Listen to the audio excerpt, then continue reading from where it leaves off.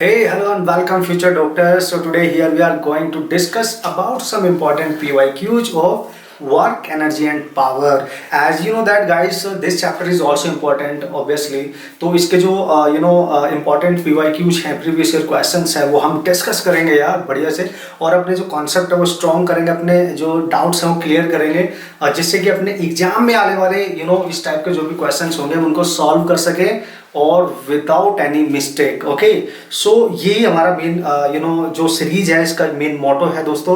सो ये एक पार्टिकल है और इसको फेंका जाता है, नीचे से इसको फेंका गया है, तो उसने बोला ये जो ऊपर जा रहा था, ठीक है, तो we have to calculate the work done. Let's see अपनी मैक्सिमम हाइट रीच कर लेता है, पार्टिकल यहाँ पे होगा, तो यहां से ऊपर जाने में अपनी मैक्सिमम हाइट रीच कर लेता है। और आपको पता है यहाँ पे जो मैक्सिमम हाइट पे उसकी स्पीड होगी और वो तो जीरो होगी। आपको पता है final speed at the maximum height will become zero.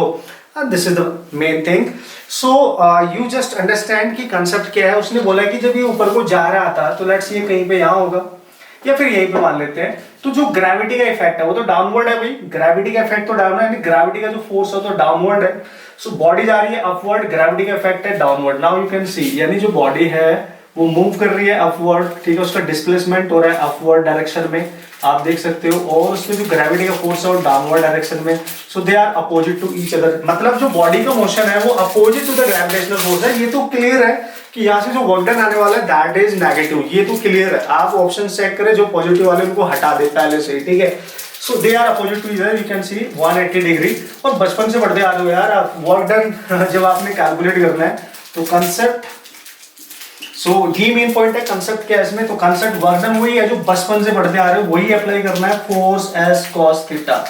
Simple, you just use this one, हमेशा हमेशा बस चेक ये करना है कि कौन सा फोर्स है भाई, कौन सा फोर्स है, ग्रेविटी का फोर्स है भाई, डिस्प्लेसमेंट कितना भाई एस है, और कॉस अगर ये एक दूसरे की डायरेक्शन में है तो थीटा जीरो हो जाएगा, बट ये तो अपोजिट है, सो दैट इज 180 डिग्री। तो इसकी वजह से वर्क डन तो नेगेटिव आने वाला है, ये तो क्लियर हो गया। So here is the concept and you just find the value of displacement, क्योंकि ग्रेविटी का जो फोर्स है वो तो वेट के इक्वल होगा उसके, दैट इज mg। इसका अगर वेट m है तो obviously, so you can write that is mg into displacement and cos 180 that is -1, so this is minus obviously। so यार वर्क डन कितना आ रहा है, -mg into s, तो देन नेगेटिव आएगा वर्क डन, ये एकदम क्लियर हो गया, ठीक है। अब आपने करना क्या है, बस आपने डिस्प्लेसमेंट निकालना है। तो बॉडी को नीचे से ऊपर फेंका गया है, तो मैक्सिमम हाइट अगर ये रीच कर लेता है तो फाइनल स्पीड जीरो है। इनिशियल स्पीड आपको दे रखी है, what is that, initial speed is 5 meter per second and mass इसका दे रखा है 100 ग्राम। तो यार चलो अच्छी बात है, इनिशियल स्पीड दे रखी है 5 मीटर पर सेकंड। तो यार इनिशियल स्पीड बताया, final speed at highest point zero है, और हाइट हमें निकालनी है क्योंकि यही वो डिस्प्लेसमेंट है जो वो कवर करेगा मैक्स हाइट तक जाने में। So what is that, third equation, concept is what, use third equation of motion। तो मोशन की थर्ड इक्वेशन आप यूज करेंगे जिससे कि आपको यहाँ से उसकी डिस्टेंस पता चल जाए कितनी वो कवर कर रहा है। तो यार what is that, v square u square plus 2as, तो final speed zero, initial speed 5 and plus 2 g under the gravity है मोशन, तो उसका जो एक्सेलरेशन है दैट इज g डाउनवर्ड, तो माइनस ऑब्वियसली बॉडी ऊपर जा रही है, acceleration downward that is negative, और displacement s। Okay, so that is 25 and that is 2 into, so this is 10 into s। Good, so s आ गया दोस्तों आपके पास, दिस इज 25 by 2 into 10। 5 से आपने 25 कैंसिल कर, 10 को cancel, this is 2 and this is 2 4, this should be 4, come on, this is minus and this is 10 to 1, that is 5 by 4 obviously। So this is 1.25, ये आएगा, this is इतना work done आना चाहिए आपका। Now you just check out your options, okay? So here are the options and you just check out, and this is the concept। इस type का अगर question आता है तो definitely easily you can solve the problem। Concept revise करना, easy category में आते हैं तो you can solve the type of problem। 3-4 questions और डिस्कस करेंगे बढ़िया से, और उस टाइप के सारे क्वेश्चंस आप सॉल्व कर सकते हैं। ओके गाइस, अब देखते हैं next question, and next question is that you just read the problem now. Easy category but important concept. तो आपको देखो, थोड़ा सा क्वेश्चन पढ़ के आपको समझ आ गया, कुछ वैसा क्वेश्चन नहीं है जैसे गांव में क्या होता है कि गांव में लोगों को मतलब ऑब्वियसली उनका बहुत सारा काम होता है, लाइक खेत में काम करते हैं, फिर कुछ घास वहां पे काट के लाते हैं, चारा लाते हैं ना पशुओं के लिए काट के, तो यार उनको सम टाइम कुछ अनाज होता है उसको धूप में डालना होता है, उसको सुखाना होता है, समथिंग लाइक दैट। तो हम क्या करते हैं, उसको छत पे लेके जाते हैं, मतलब टेरेस पे लेके जाते हैं। तो जो घर की सीढ़ियां होती हैं उनको चढ़ के चलना पड़ता है, चढ़ के जाना पड़ता है, ठीक है।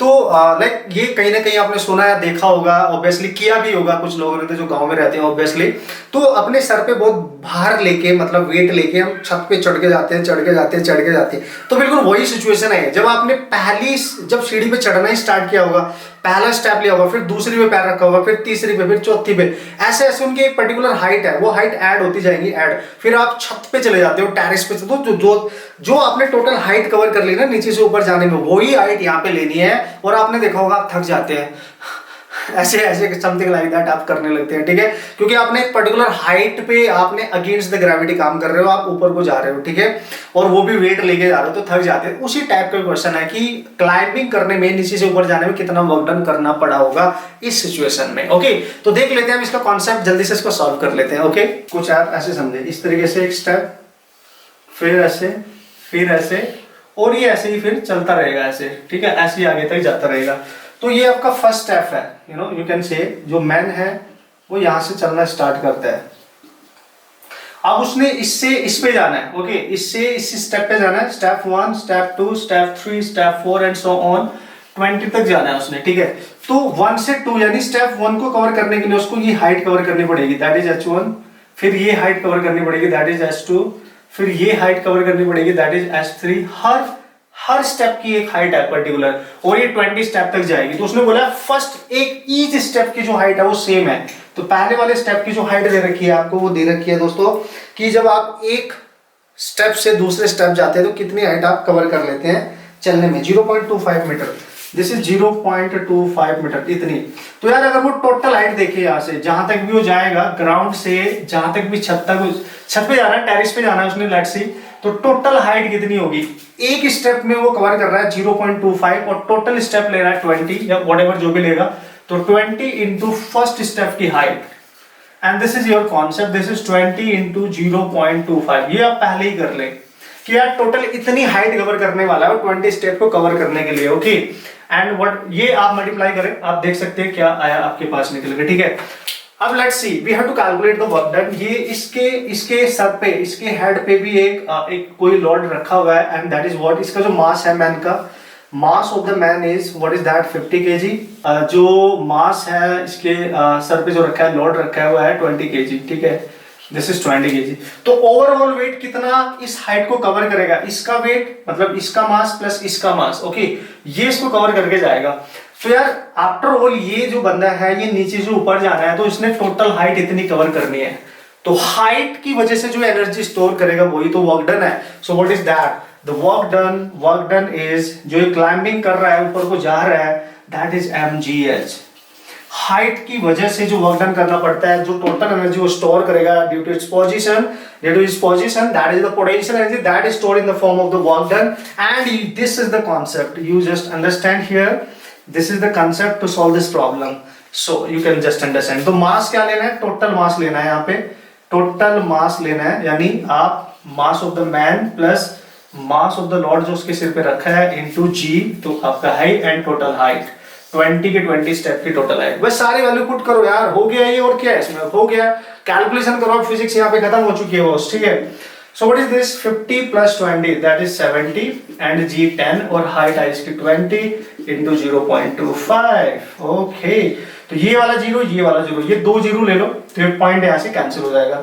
तो 70 into 2 into 25, तो 70 into that is 50 and that is 55, इतना जूल वर्क करना पड़ेगा। तो मैंने यहाँ पे g की वैल्यू 10 लिया, बस ये ध्यान रखना आपको, 10 मीटर पर सेकंड स्क्वायर मैंने यहाँ पे कंसिडर किया है। सो अगर आप जी की वैल्यू यहाँ पे 9 पॉइंट लेते हैं तो थोड़ा सा इससे कम आ जाएगा, वो आप चेक कर लेंगे ऑप्शंस के according, okay. This is the logic, this is the concept behind it, how to solve this type of problem guys. So देख लेते हैं नेक्स्ट क्वेश्चन क्या है। क्वेश्चन इज दैट, you आप भी पढ़ लो जल्दी से, मैं भी पढ़ लेता हूँ, उड़ाते हैं इसको, कैसे इसको सॉल्व करना है उसका कंसेप्ट भी सीख लेते हैं, ओके। ग्लोब का जो मास है वो m है, एक कॉर्ड की हेल्प से इसको इस तरीके से लाइक इस तरीके से इसको अटैच किया, ओके। अब ये डाउनवर्ड आ रहा है, इसको जो एक्सेलरेशन है वो क्या दे रखा है आपको, g/4 ऑब्वियसली।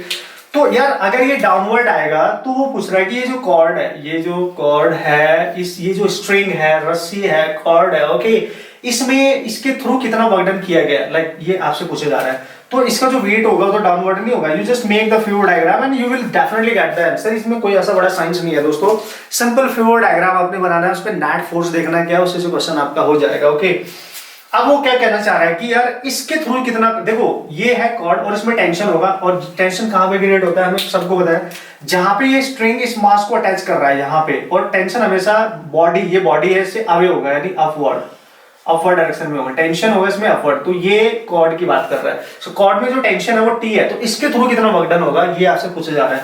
तो ये जो बॉडी है डाउनवर्ड जा रही है, तो इसका ये वाला वेट है, इस पे नेट फोर्स कितना है आप निकाल लो। So net force is what, net force is जिस डायरेक्शन में जा रही है उधर वाले फोर्स में से उसके अपोजिट फोर्स को आपने सब्ट्रैक्ट करना है। What is that, that is mg minus T, and this is the net force. और न्यूटन के अकॉर्डिंग नेट फोर्स हम क्या लिख सकते हैं, obviously mass of this body and acceleration of this body, so we can write this is mg minus t। so यार t आपको calculate करना है, क्योंकि हमें फोर्स चाहिए ना, इसका फोर्स चाहिए, कॉर्ड कितना कर रही है तो उसका फोर्स कितना है, वो टेंशन है, उसमें टेंशन का हमें वर्क डन निकालना है, टेंशन के थ्रू वर्क डन निकालना है। सो t आ गया आपके पास, that is mg minus ma, and a की वैल्यू आपको गिवन है, तो this is mg minus m into a है g/4, this is g/4 now you can see, and यार यहाँ से आप mg कॉमन ले सकते हैं। so ये आएगा 4 minus 1, that is 3/4, you can see here is the 3/4, this is your tension in the cord। okay, इस कॉर्ड में, इस रस्से में, स्ट्रिंग में जो टेंशन है वो है इतना।